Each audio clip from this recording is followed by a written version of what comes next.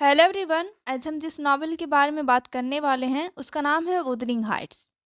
तो हमेशा की तरह इस वीडियो में भी पहले हम राइटर के बारे में जानेंगे, उसके बाद थोड़ा इंट्रोडक्शन देखेंगे और फिर लास्ट में इस नॉवेल में जो बताया गया है उसको जानेंगे।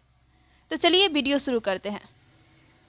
तो इस नोट्स को समझने से पहले थोड़ा सा इस नॉवेल को समझ लेते हैं। तो एक तरफ नेली नाम की एक हाउसकीपर होती है और दूसरी तरफ मिस्टर लॉकवुड नाम का एक किराएदार होता है जो वुदरिंग हाइट में रहने के लिए आया हुआ होता है। अब यहाँ पर वुदरिंग हाइट का जो मालिक है वो हीथ क्लिफ है। अब यहाँ पे रहने के लिए जो मिस्टर लॉकवुड आया हुआ होता है उसको हीथ क्लिफ का बिहेवियर ठीक नहीं लगता है और फिर वो जब वुदरिंग हाइट में रहता है तो वहाँ पे उसे स्पिरिट होने का, भूत होने का एहसास होता है। तो मिस्टर लॉकवुड जो है वो नीली से हीथ क्लिफ और वुदरिंग हाइट दोनों का स्टोरी जानना चाहता था। तो नीली बताती है कि पहले दो फैमिली रहा करती थी, पहली अर्नसॉ फैमिली और दूसरी लिंटन फैमिली। अर्नसॉ फैमिली जो है वो वुदरिंग हाइट में रहा करती थी और उनके दो बच्चे थे। पहला हिंडली नाम का एक बेटा था और दूसरी कैथरीन नाम की बेटी थी। इसके अलावा अर्नसॉ फैमिली जो है एक और बच्चे को एडॉप्ट किए थे जिसका नाम था हीथ क्लिफ। अब यहाँ पर हीथ क्लिफ जो है वो वही लड़का है जो प्रेजेंट डे में अभी वुदरिंग हाइट का मालिक है। तो कहीं ना कहीं ये पूरे नॉवेल का जो मेन कैरेक्टर है वो हीथ क्लिफ है। अब इस फैमिली के अलावा जो दूसरी फैमिली है लिंटन फैमिली, वो थ्रस क्रॉस ग्रेंज में रहती थी और उसके भी दो बच्चे थे। पहली एसाबेला नाम की एक बेटी थी और दूसरा एडगर नाम का बेटा था। इस नॉवेल को समझने के लिए इन कैरेक्टर को याद करना पड़ेगा। तो सबसे पहले ये याद रखिए कि दो फैमिली है, अर्नसॉ फैमिली और लिंटन फैमिली। अर्नसॉ फैमिली के दो बच्चे हैं, हेनली और कैथरीन, और इन्होंने एक बच्चे को एडॉप्ट किया है हीथ क्लिफ जिसका नाम है हीथ क्लिफ। दूसरी तरफ लिंटन फैमिली है, उनके दो बच्चे हैं, एसाबेला और एडगर। तो चलिए नोट्स को समझना स्टार्ट करते हैं।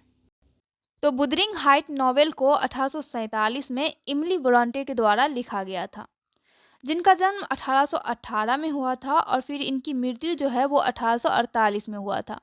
वो इंग्लिश नॉवलिस्ट होने के साथ साथ पोएट भी थी जो अपने वर्क को एलिस बेल नाम से पब्लिश करवाया करती थी। मतलब कि ये अपने वर्क्स में अपना रियल नेम यूज़ नहीं करती थी बल्कि अपना निक नेम यूज़ करती थी। ब्रॉन्टे के द्वारा बहुत से नॉवेल्स जो है वो लिखे गए हैं, लेकिन उन सब में भी वुदरिंग हाइट जो है वो फेमस वर्क्स था। इस नॉवेल को विक्टोरियन एज में लिखा गया था जिसमें दो फैमिली की कहानियों को बताया गया है।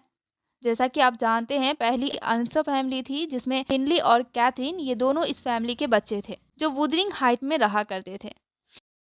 इसके अलावा हीथ क्लिफ नाम का एक और लड़का था जिसको अर्नसॉ फैमिली ने अडॉप्ट किया था।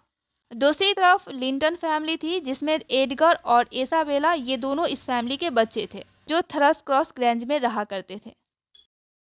इस नॉवेल की शुरुआत में बताया जाता है कि लॉकवुड नाम का जो किराएदार है वो अपने लैंडलॉर्ड यानी कि हीथ क्लिफ से मिलने आता है, तो उसे वहाँ पर कुछ स्पिरिट्स होने का एहसास होता है। तब लॉकवुड उस घर में रहने वाली जो हाउसकीपर है नेली, उससे वुदरिंग हाइट और हीथ क्लिफ दोनों की कहानियों को जानना चाहता है। अब यहाँ पर नेली लॉकवुड को बताती है कि अर्नसॉ फैमिली में हिंडली और कैथरीन के अलावा हीथ क्लिफ को एडॉप्ट किया गया था, इसलिए हिंडली हीथ क्लिफ से नफरत करता था। हिंडली की नफरत को खत्म करने के लिए मिस्टर अर्नसॉ अपने बेटे हिंडली को कॉलेज पढ़ने के लिए भेज देते हैं। उसके बाद अर्नसॉ फैमिली में कैथरीन, जो कि मिस्टर अर्नसॉ की बेटी है कैथरीन, वो और फिर जिसको एडॉप्ट किया गया है हीथ क्लिफ, वो बसते हैं। इसलिए दोनों एक दूसरे को पसंद करने लगते हैं। कुछ सालों बाद वुदरिंग हाइट्स के मालिक मिस्टर अर्नसॉ की मृत्यु हो जाती है। उसके बाद हिंडली, जिसको पढ़ने के लिए भेज दिया गया था, वो अपनी वाइफ फ्रांसिस के साथ अपने घर वुदरिंग हाइट्स आ जाता है और हीथ क्लिफ के साथ नौकरों जैसा बिहेव करता है। कुछ टाइम बाद हिंडली के वाइफ की भी मृत्यु हो जाती है, लेकिन तब तक हिंडली के पास एक बेटा था जिसका नाम था हैरिटन।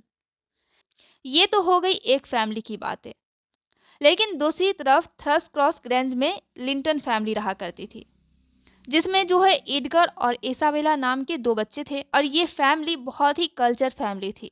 इसलिए कैथरीन, जो कि वुदरिंग हाइट में रहा करती थी, मिस्टर अर्नसॉ की बेटी थी, उसे इस फैमिली यानी कि लिंटन फैमिली से बहुत लगाव था। वो जानना चाहती थी ये फैमिली कैसे रहती है, इनका बिहेवियर कैसा है, इनका बातचीत करने का तरीका कैसा है। इस सब बातें को लेकर के वो बहुत ही लगाव रखती थी इस फैमिली से। तो एक दिन लिंटन फैमिली की वजह से कैथरीन को चोट लग जाती है।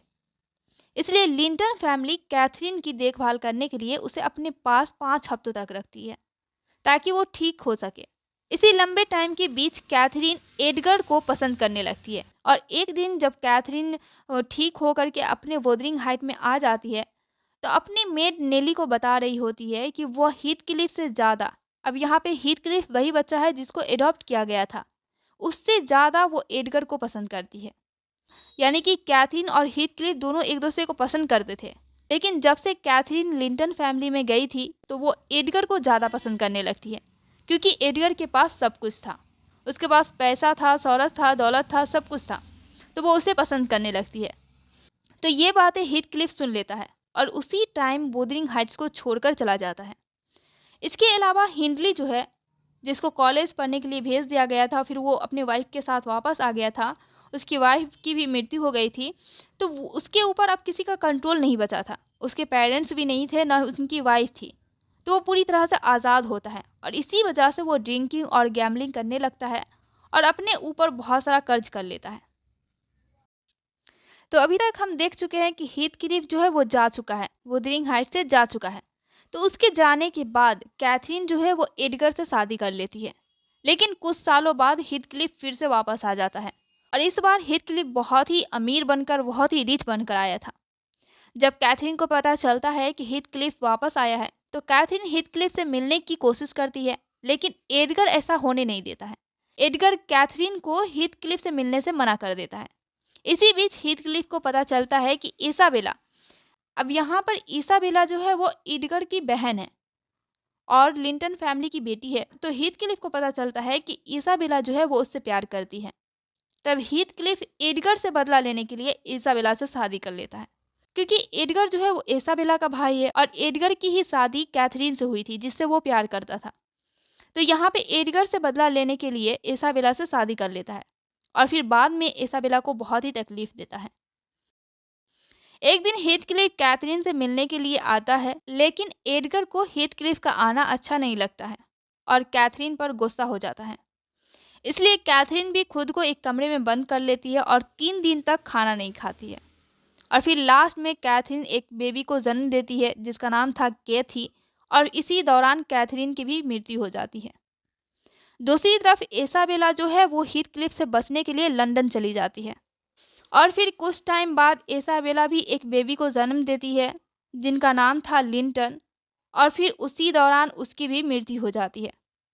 अब इस फैमिली में तीनों बच्चे के अलावा, यानी कि हिंडली के बच्चे हैरिटन, एडगर की बच्ची कैथी और हीथक्लिफ का बेटा लिंटन, इन तीनों बच्चों के अलावा हीथक्लिफ और एडगर बचे थे। बाकी सभी की मृत्यु हो चुकी थी। इन दोनों में से भी कुछ सालों बाद एडगर की भी मृत्यु हो जाती है। उसके बाद हीथक्लिफ अपने बेटे लिंटन की शादी एडगर की बेटी कैथी से करवाना चाहता था, लेकिन कुछ सालों बाद लिंटन की भी मृत्यु हो जाती है। नेली की कहानी यहीं पर ख़त्म हो जाती है। नेली वही हाउसकीपर है जो मिस्टर लॉकवुड को कहानियाँ सुना रही थी। तो वो कहानियाँ में इतना ही बताती है, उसके बाद वो उसकी कहानी ख़त्म हो जाती है। उसके बाद लॉकवुड भी वापस चला जाता है। इस नॉवेल के लास्ट तक एडगर की बेटी कैथी, हिंडली का बेटा हैरिटन और हीथक्लिफ ही जिंदा थे। इसलिए वुदरिंग हाइट्स और थ्रस्ट क्रॉस ग्रेंज दोनों घरों के मालिक हीथक्लिफ ही थे। अब यहाँ पर कैथी जो है वो एडगर की बेटी है और एडगर जो है वो थ्रस्ट क्रॉस ग्रेंज में रहता था, इसलिए वो घर भी हीथक्लिफ के ही अंडर था। इस वजह से वुदरिंग हाइट और थ्रस्ट क्रॉस ग्रेंज दोनों घरों के मालिक हीथक्लिफ ही थे। लेकिन कुछ सालों बाद हीथक्लिफ की भी मृत्यु हो जाती है। उसके बाद जब लॉकवुड फिर से आता है तो इस बार देखता है कि हैरिटन, जो कि हिंडली का बेटा है, और कैथी, जो एडगर की बेटी है, वो दोनों आपस में शादी कर चुके होते हैं। क्योंकि इस फैमिली में बाकी सभी के अलावा हैरिटन और कैथी ही बचे थे, इसलिए दोनों आपस में शादी कर लेते हैं। आज की वीडियो में बस इतना ही। वीडियो अच्छी लगी हो तो प्लीज़ लाइक कीजिए और इसी तरह का वीडियो चाहते हैं जिसमें इजी एक्सप्लेनेशन के साथ साथ इजी नोट्स भी हो तो चैनल को ज़रूर सब्सक्राइब कीजिए और बाकियों को भी शेयर कीजिए ताकि उनका भी हेल्प हो।